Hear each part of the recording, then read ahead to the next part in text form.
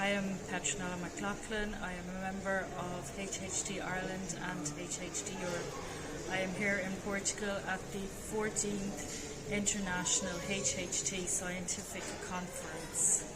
With me is Dr. Adrian Brady, and here he is to introduce himself. I'm Adrian Brady. I'm a consultant radiologist in Mercy University Hospital in Cork, and I'm also medical director of the Irish National HHT Centre.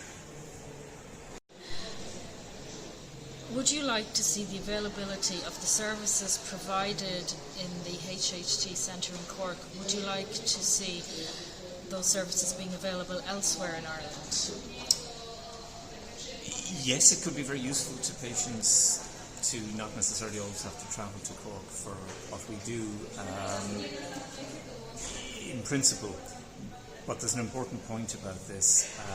What we would not like to see happen is that patients have their HHT managed in a piecemeal manner, so that one aspect of the condition might be managed in a particular location, but other aspects ignored or not followed up.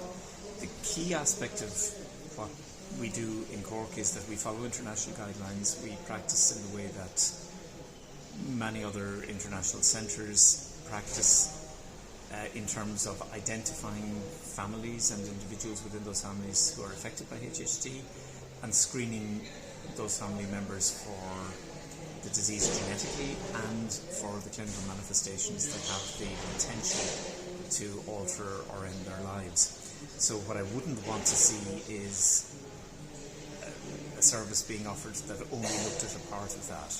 I don't want to see services develop whereby, for example, the epistaxis is managed, but the families aren't screened, and the asymptomatic family members aren't considered and screened for potentially life-threatening manifestations. So if there were to be services delivered elsewhere, we would want them to be delivered to the same standard that we deliver, following the same protocols that we follow, which are internationally designed and validated protocols, and following the same pattern of investigation of the patients who present and all the family members and all those who may be affected even if they don't have symptoms or signs of HHT.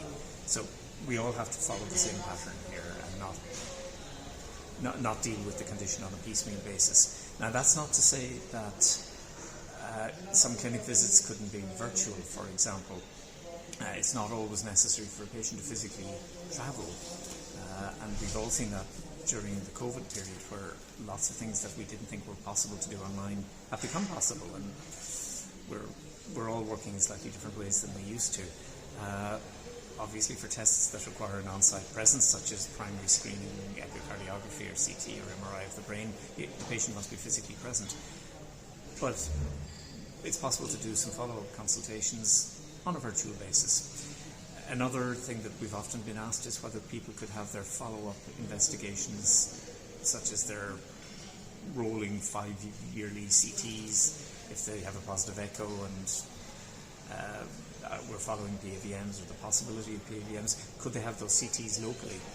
And the answer is yes. There are some patients who already have their follow-up CTs outside the Mercy, and they are sent down to us for interpretation. And of course that could be developed, and we've no problem with that whatsoever. It does take a bit of coordination between hospitals, and the means of transferring images are a bit variable. Under certain systems in certain hospitals, radiology images from one location are automatically available to be viewed in another location. In some instances, the scans and the images need to be put on a disc and sent to us in the post, which we can then upload in our system. But there are ways around that, and we do that. It just requires a bit of coordination between the hospitals and the radiology departments.